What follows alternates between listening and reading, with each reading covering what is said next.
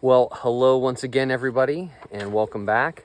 If you don't know me, my name is Ben, and part of me is a licensed marriage and family therapist. There are other parts, but I say that because I love talking about the field of therapy and exploring my own experiences as a therapist and just exploring experiences in my life and putting it out there in the world. I like making sense of it and connecting the dots with present stuff that I'm learning with past. And I mean, my mind kind of is non-linear in that way.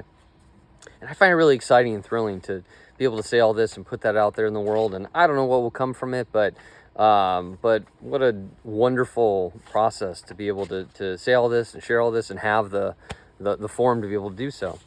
But this video is an addendum to a video that I previously posted.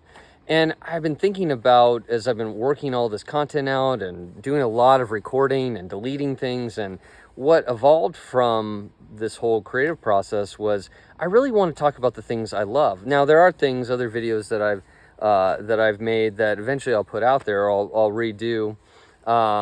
But for now, I really wanted to speak from a place of things that I love, that really excite me. And I thought, well, why don't I talk about the things in therapy as a therapist that I love about that field? Because that helps me remember and remind myself like why I was drawn to the field in the first place, and just other things throughout the years of being a therapist that I wouldn't even say I've grown to love, that have revealed what it is that I love about being able to connect with people in that deep way.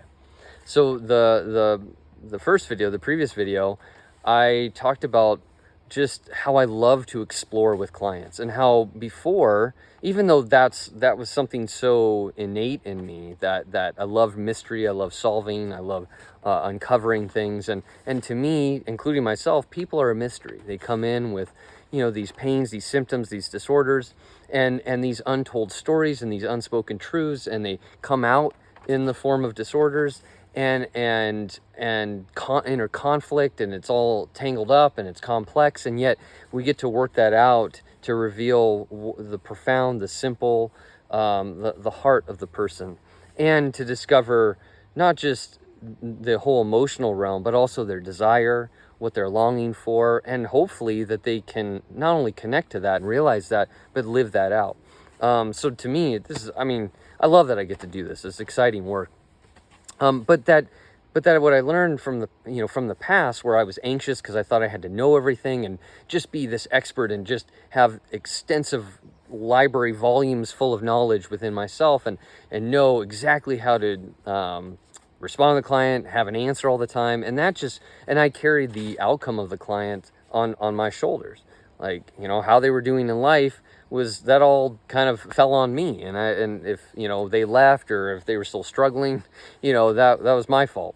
But now that there have been so much change in my life, and leaving and then reopening my practice, I've come refreshed, I've come renewed, but different, lighthearted, and being able to see a lot clearer what my role is, and why I do the work that I do, and what therapy is. And I'll share more of that in other videos. But for now, I want to continue in this video. So what I realized was that, oh no, I'm exploring with the client. I'm like, literally, when I'm talking with clients, I'm searching out with them. Sometimes I'll say, I don't know what it is, but I know that there's this feeling going on in you, and I'm not sure what that means, or what you're saying in that. But let's figure it out together. I mean, so I'll get stuck with the client. I'm in parallel process with them, meaning I'm experiencing their world and how they live in the world, and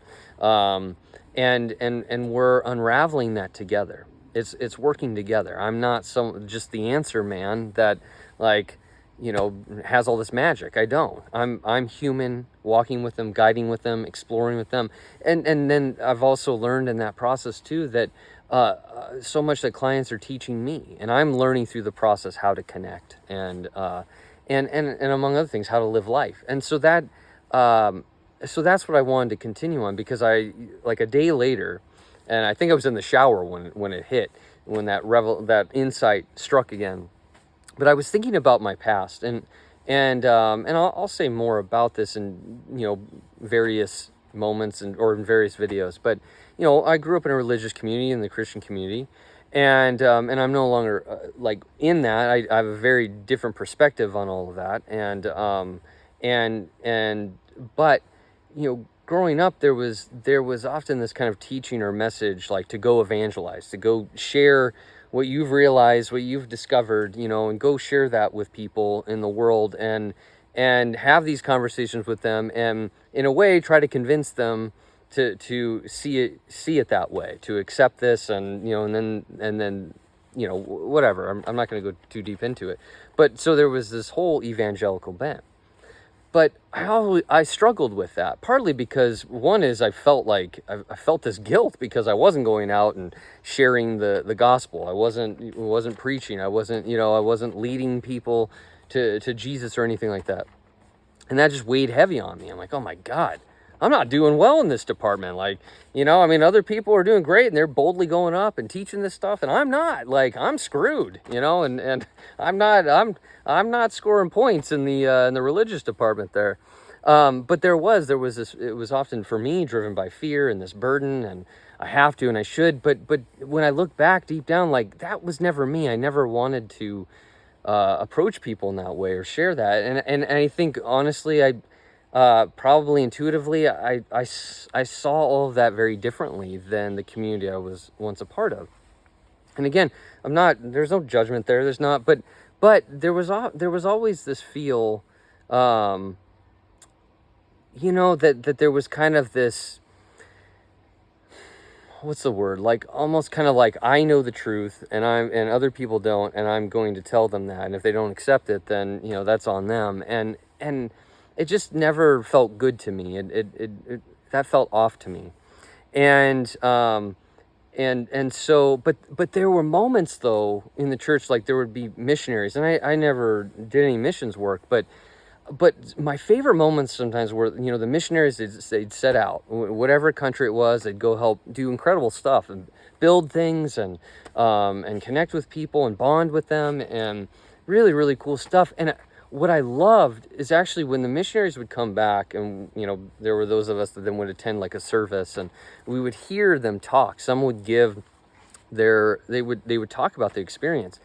And almost all the time, probably 100% of the time, like, whoever was sharing something, they would come back like tender, teary-eyed, softened, like something in them would change, even though they, maybe, I don't know for everyone, but sometimes there was this kind of objective of, we're going to go and we're going to change and impact people, and yet they would be the ones to come back, be impacted and change. And I loved that so much. I don't know why, but I was drawn to that. I loved those kind of stories. And that's what popped up in my head when I was showering, several days ago. I took a shower since, but but when I was showering at that time, I realized, like, oh, yeah, that was special to me, because I don't know what it was, but something about them going and being with a certain people group, like, they learned from them, they learned through them, and they were affected and impacted, and probably experienced something, these indispensable truths and just moments that will forever remain and live in them, and had evolved them in some way. But I was thinking about that, just about myself. And last week was a week of a lot of eye-opening experiences. And when my therapist had really, he helped, as he was exploring with me why I was stuck in my life, and he was feeling that stuckness with me, we came to this realization that I'm scared. Like, I'm scared to go out in the world, and not just like, I can go on adventures by myself, but I don't want to. Like, I want to go on adventures with people, and not just go and leave and go see other states or countries, but like experience life with people here, and different people and new people, and and some of that means also being honest with the people in my life and addressing things, but just having fun and being open to new experiences with people. But that there was that realization of, man, I'm scared. I'm scared of going out and connecting with others.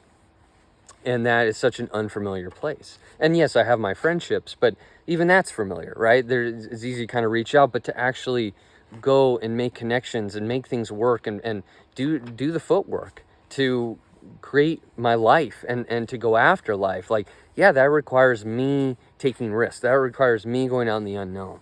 And but in that place, as I was learning all this, and it was hitting this real emotional, like, it was, this emotional punch in the gut. I ended up reaching out, to a family member, and I was telling her all this, and she, and she said a couple of things that really, again, opened my eyes up even more. And I was already in this open place. I was hungry. I was searching. I needed input because I didn't want to live my life in fear anymore. And she had said, the one of the things that she said that stood out to me was, she said, Ben, when help is offered to you, when advice is given in some way, like, your walls go up. And I don't know what it was, but the way she said it, I loved it. Just I don't have the word. It just resonated with me. Like, it sunk in, and I took that in because I love that she was talking about how she experienced me, and it wasn't coming from a place of judgment. It was like, hey, when this happens, like, you close up, you tighten up. And she said, my hope is that you wouldn't do everything solo and isolated. Like, you would go and you would, if you need help with something, you go reach out to someone who knows that, is skilled in that area, and you guys could enjoy and learn together and laugh together. And it kind of hit me. It's like, man, she is coming from this caring place. And it caused me to explore a bit more in myself of, like, how I have gone this real solo route of trying to do it all myself, because I wanted that to feel proud of myself and to know I did it all on my own without the help or assistance of anybody else. But if I didn't know something and somebody shared some insight, I would go into that self-deprecating, that flogging place of myself of, like, man, how come I didn't see it? Rather than learn from it, rather than absorb that, internalize that, and be taken up by that and go, wow, like, that expanded my awareness all the more. But I'd come from a place of fear, of wanting to discover that myself and then share that with people, and rather than learn from others. And there was also this kind of perception that if someone were to help me, there's judgment there and whatnot, rather than they're actually coming from this caring place. They want the best for me. And so with this, like, again, over the course of this week, with these insights, with people telling me things, and like, I received it in ways that I never had before. Where before I want to set out to do it all on my own, I dismiss and whatever someone said, and or I'd say, God, like, why are they giving me steps to do or this? Like, now I was just hungry. Now I wanted to learn, and I could take what I liked, and I could and I could filter out what I didn't like necessarily, what didn't resonate with me. But nonetheless, like, what did strike a chord in me, man, that was something to pay attention to. I needed that. But that's also brought me in this place why I connected it with the missionary thing was, like, and the experiences they would have by coming back just softened, tender-hearted, their heart open even more because they were learning from other people. And I realized, like, that's like with the work that I do, that rather than coming from this place of I've got to be this expert and know it all to help the person, it's actually, there's this walking together, there's this co-interaction where, yes, I'm there exploring their life. They're not there for me. But, like, I am learning through them about myself, about just how relationships work and don't work, and what disorders are, and why they're there. But I'm also receiving feedback, sometimes inadvertently, from clients that I said something and it was off, or it sounded condescending, or it sounded judgmental, or I missed something, or I wasn't paying attention, or just a whole array of things that can come about from the client's reaction that might tell me about myself or what I missed in the interaction, and also tell me about them, helping me to attune, to learn, to understand, to know how to connect on an experiential level.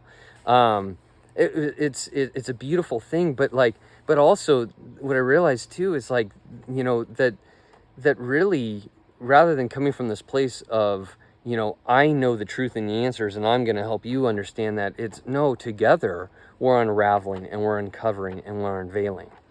And that, like, to be in a place like that where before, in the past, where it's like, okay, these are my firm beliefs and I'm rigid and dogmatic about it, and then I've got to convince others, and that just creates disconnection. That creates distance.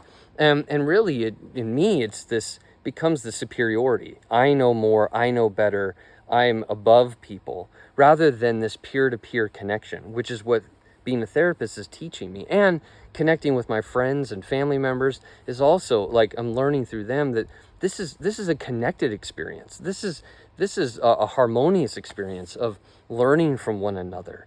And because I have certain insights and skills and giftings and whatnot that other people don't, and vice versa.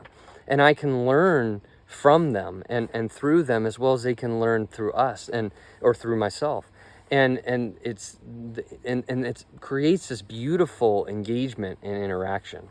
And that's anything with, like, that's why for me it's like I want to go out and experience diversity. I mean, just with anyone, like experiences and whatnot, because I also want to learn through them. I want to learn more about life, about myself, about their stories, and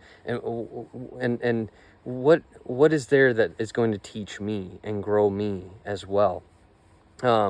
So anyway, I'm running out of steam right now, and I think I'll probably end up repeating myself. So I think I'm going to stop at that point. But yeah, that's one of the things that I love about therapy, about being a therapist, is once again, it's constantly challenging me and evolving me to be more genuine, to be more connected, to be more open-hearted, to be more loving, and of myself too, to be more loving and caring for myself as well. It's a beautiful thing that I get to experience with people, that I get to do, and it's a beautiful thing that really we get to experience in life with one another. So that's it for now. Take care.